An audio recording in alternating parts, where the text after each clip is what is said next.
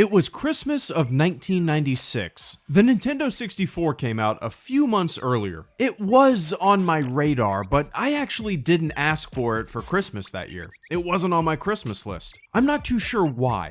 Maybe it was the price and not wanting to ask for something too expensive? Who knows? But as I woke up that morning, rushing into the living room to unwrap presents, one of the first gifts that I received was Shadows of the Empire. I didn't want to hurt my parents' feelings because I didn't have a Nintendo 64. But I told them that I had a Super Nintendo and the game wouldn't work for that system, only the new system. They basically said, oh no, I guess we'll have to take it back and get something different. I continued opening presents, more Nintendo 64 games, more games that I couldn't play. After all the presents were opened, my parents handed me a gift that was a little hidden behind the Christmas tree. It was heavier than the other gifts, a big nondescript box wrapped in wrapping paper. It was the Nintendo 64, an unexpected surprise. I saw the future of what games could be that day, and I was hooked. Shadows of the Empire takes place a little before, during, and after the Battle of Hoth. You play as the smuggler Dash Rendar, who,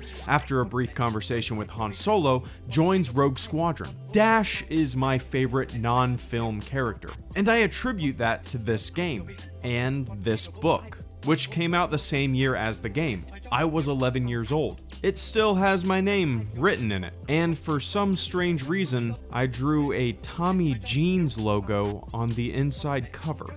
Cool kid. It's impossible to forget the first level of Shadows of the Empire. I know a lot of people who never finished the game, but continuously went back to play the first level because it was just so much damn fun. You are deep in The Empire Strikes Back, flying around during the Battle of Hoth. Probe droids litter the landscape, AT-STs chicken walk across the snow, and the big lumbering AT-ATs march towards Echo Base. The controls are so fluid. The music is the cadence that beats along with your mission. This Hoth battle level was such a mind-blowing thing at the time. It is the highlight of the game, and sadly, it's brief, and it really does overshadow the rest of your time in the game. When you're not piloting ships, you're running and gunning on foot. After the aerial Hoth battle, you're inside Echo Base. There's something inexplicably satisfying about the sound your blaster makes when it impacts Imperial thugs. It's a thud mixed with a slap, and it's a sound that, if I heard it randomly out of context, I would instantly be able to pinpoint where it's from. Echo Base is the first of many on-foot levels. It's immersive, detailed, fast-paced, and fun. At the end of the level, you have to fight an AT-ST one-on-one. This is a battle that I remember struggling with as a kid. After playing it again, it's a piece of cake, as long as you've saved up Seeker missiles and are accurate with those Seekers, because Seekers don't seek bosses. Oh, hello there. Welcome to From Trooper to Table on your local Imperial network. Today, we'll be making homemade indoor energy bars, packed with enough protein, fat, and carbohydrates to keep you in the fight against the Rebel Alliance. All you need is a tortilla, honey, peanut butter, and Honey Bunches of Oats cereal. Are the on-foot levels as fun as the vehicle levels? I would say yes. The problem is that there just aren't enough extensive long vehicle-based levels, and some of the on-foot levels are just obnoxious. The Ord Mantell Junkyard, good luck. It's too long, the controls just don't seem to fit for this type of jump around moving platform gameplay, and there are no save points. It just takes me forever! And then you encounter IG-88. Oh wow, there's IG-88. I remember him from The Empire Strikes, and I'm dead. Remember that scene in Superbad where Michael Cera is playing a game and he dies? And he just sits back, puts down the control, and says, that's fun. Why do they make that if you can't even win? Why am I even playing? That's how I feel with this Ord Mantell Junkyard level. It's my nemesis. I hate that level with a burning 2-decade-long passion. Once you're finally done killing IG-88, then you're on to Gaul Spaceport, which is my favorite on-foot level, because you get a jetpack. He's got a motherfucking jetpack! The level is very immersive. It is a very long level, but unlike Ort Mantell Junkyard, it's actually fun.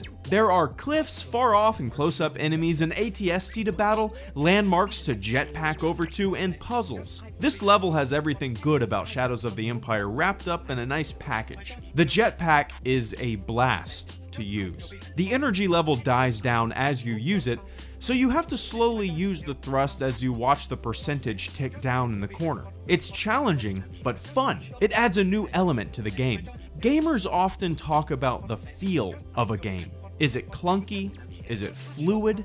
How does it feel to press a button and move a digital object on screen? Using the jetpack in Shadows of the Empire is such an inexplicable joy.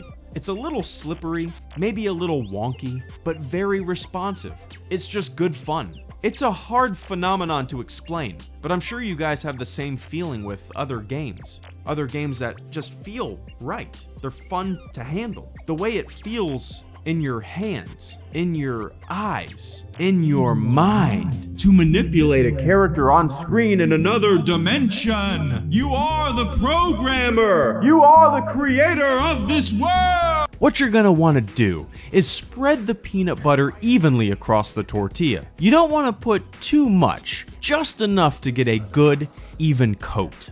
Next, take a spoon and drizzle a little bit of honey over the top of the peanut butter. This will not only give the bar some sweetness, but the honey will act as glue for the next step. There are 10 levels in Shadows of the Empire. That may not sound like a lot, but some levels are broken up into stages, levels within levels. Even still, the game is roughly 5 hours long if you play at a leisurely pace and strictly follow the main story. Compare that to other games released around the same time on the Nintendo 64. For example, the main story in Super Mario 64 would take you roughly 15 hours to beat at a leisurely pace. Wave Race 64 is about 9 hours. Turok Dinosaur Hunter is about 8 hours. Rogue Squadron is roughly 11 hours. Again, those are pretty laid-back leisurely times. I'm sure some of you guys have knocked them out way faster, but when comparing Shadows of the Empire to most N64 titles, it's short. It's a very short game.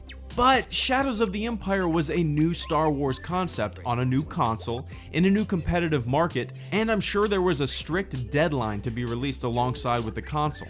Games were overall way shorter than they are today. If people bought a full-price game nowadays that had a completion time of only 5 hours, there'd be a Twitter shitstorm. But does a game's completion time really matter? I mean, some of the best games I've ever played and paid full price for have been short and sweet. And sometimes short and sweet is better than long and drawn out. Sometimes that just turns into being obnoxious and repetitive. It's like a TV show. Breaking Bad knew when to stop. They knew when the story should come to an end. Dexter, they did not. It's not necessarily about time spent in a game. It's about the fun had and the ride, the meat and potatoes of it all. A game should make you want more. Make you wish there was more, but hold back where it should hold back.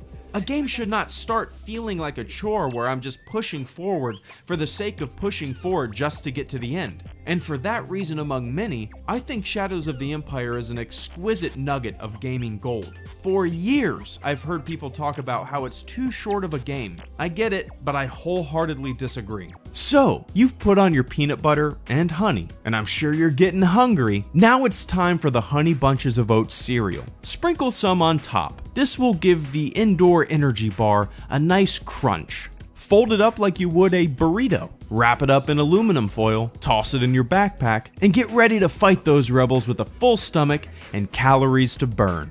Shadows of the Empire is a personal favorite. For all its flaws and frustrations, it's still a blast to fire up 20 years later. It has some incredible industry-changing levels, and one level that just feels like the developers are fucking with you. Man, The speeder bike level is enjoyable. It adds a nice variety. It's annoying, but fun. The Imperial City sewer level is fun too. The jetpack is heavily used in that one. It's annoying, but fun. Maybe that's the best way to describe Shadows of the Empire. It is an amazing game. It is one of my all-time favorites. I always have fun when I go back and play it. It was a game changer for gaming. But maybe the best way to describe it for folks who didn't grow up with it is annoying but fun. Join me next time on From Trooper to Table, where I'll be making Gungan ribs. Misa hungry.